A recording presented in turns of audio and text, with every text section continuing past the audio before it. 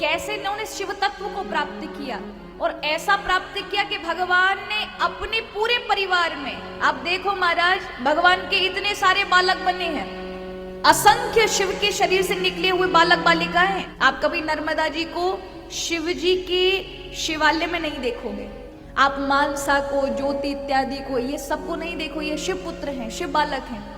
आप जब भी देखोगे शिव परिवार के साथ, किसी को देखो ना देखो, लेकिन नंदी को जरूर देखोगे। नंदी ने ऐसा क्या कर्म किया जिसके कारण भगवान शिव ने अपने परिवार के अंदर उन्हें शामिल कर लिया और अपना पुत्र और गणाध्यक्ष बना दिया। ये जो नंदी महाराज हैं, ये हैं शिलाद ऋषि के पुत्र। इन शिलाद ऋषि ने ऐसा मन बनाया कि मुझे ऐसा बालक चाहिए जो किसी स्त्री से पैदा ना हो और उसकी कभी मृत्यु ना हो। तप किया उन्होंने, इंद्र का तप किया और इंद्र से कहा कि मुझे ऐसी संतान चाहिए कि जो बिना स्त्री के पैदा हो जाए और उसे कोई मारने वाला ना हो, अमर हो जाए। इंद्र ने कहा कि हे ऋषिवर, मेरे अधिकार में ये सब नहीं आता, मैं अमर नहीं कर सकता, लेकिन यदि तुम महादेव की शरण में जाओ, उनकी तपस्या करो, उन्हें मना लो, तो वो तुम्हें ऐसी संतति दे सकते हैं। शिलाद ऋषि ने हिमालय में जाकर के महाराज कठिन तप किया। कैसा तप किया? वो बर्फ में जाकर के तप करने लगे। तपस्या के मध्य में जब तप कर रहे थे तो सूची मुख नाम के कुछ ऐसे बर्फ के कीड़े होते हैं जो अंदर से हड्डी इत्यादि, मांस इत्यादि को सबको खा जाते हैं, सिर्फ हड्डी रह गई। बर्फ से ढक गए शिलाद ऋषि, और जो कीड़े थे बर्फ के, सूची मुख नाम के, वो सारा का सारा मांस खा गए। ना रक्त बचा ना कुछ, केवल कंकाल। महादेव प्रसन्न हुए उनके इस कठोरतम तप को देखकर। कहा, शिलाद ऋषि मांगो, तुम्हें क्या मांगना है? कहा, मुझे ऐसा पुत्र चाहिए, क्योंकि मैं विवाह नहीं करना चाहता, पर मेरे घर में ऐसा बालक हो जिसमें स्त्री की आवश्यकता ना पड़े और वो अमर हो जाए।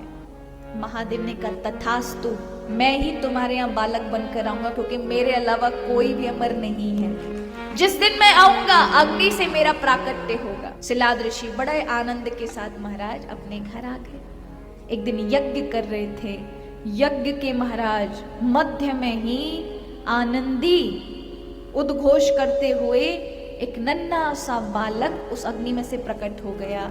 शिलाद ऋषि के चारों ओर आश्रम में देवताओं ने घेर लिया। स्वयं महादेव प्रकट हो गए। चारों ओर पुष्प वर्षाएं होने लगी, महादेव की जय जयकार होने लगी। अब जैसे ही ये बालक हुआ, शिलाद ऋषि ने बड़े प्रेम के साथ उनके सारे संस्कार किए। जात कर्म संस्कार, नामकरण संस्कार, चूड़ाकर्म संस्कार, सारे संस्कार करने के बाद इस बालक की योग्यता भी ऐसे साक्षात शिव हैं, तो उनमें हमारा साधारण बालकों वाले गुण नहीं थे, असाधारण गुण थे।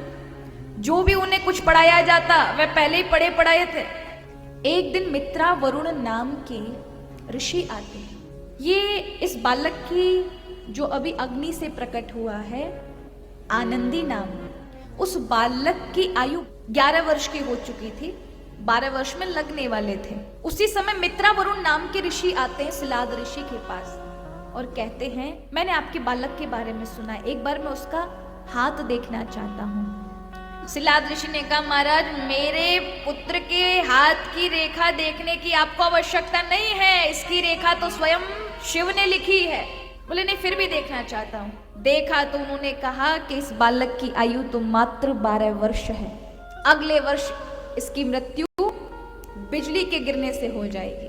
ये सुनकर के शिलाद ऋषि पछाड़ खाकर गिर गए। ऐसा नहीं हो सकता, ये अनर्थ है। मैंने महादेव की तपस्या करके मेरे बालक को अमरता का वरदान मांगा था। महादेव मेरे साथ ये अन्याय नहीं कर सकते। महादेव का वरदान कैसे झूठा जा सकता है? मित्रा वरुण ने कहा, इस बालक के भाग्य में यही लिखा है। पिता को रोते हुए देखा, भोजन नहीं किया पिता ने 4-5 दिन। बार बार नंदी को चूमने लगे, बेटा तुम अगले वर्ष तक अगर मृत्यु को प्राप्त हुए तो मैं मेरे प्राण नहीं रख सकता, इसलिए मैं चाहता हूं मेरे प्राण अभी निकल जाएं। पिता को रोते हुए नंदी ने देखा तो कहा, पिताजी आप रोइए मत, आपने अमरता का वरदान मांगा था, अगर पूरा नहीं हुआ है, अगर यही मेरा भाग्य है तो मैं मेरे भाग्य को बदल दूंगा, मैं जाऊंगा तप करने के लिए, अमर होकर आऊंगा। कहा, किसका तप करोगे? बोले, जिसका तप आप करके आए थे उसी का तप करने मैं जाऊंगा। प्रणाम करके पिता को ये निकल गए और अपने पिता से भी कठिन तप इन्होंने किया। महादेव कुछ वर्षों के बाद जब प्रकट हुए और कहा, पुत्र नंदी कुछ मांगो, कहा मुझे अमर कर दो। महादेव ने कहा तुम अमर ही हो। फिर तो रोने लगे कि अगर मैं अमर था तो क्या वो ऋषि झूठ बोल रहे थे मित्रावरुण कि मैं 12 वर्ष में मर जाऊंगा? महादेव ने कहा नहीं, वो मैं ही बनकर आया था। तुम में मेरी शक्ति है, लेकिन क्यों? क्योंकि तुम्हें अपनी शक्ति का भान नहीं था, इसलिए मैंने वो परिस्थिति लाके खड़ी की। वृक्ष के नीचे लगने वाला पौधा कभी भी वृक्ष नहीं बन सकता।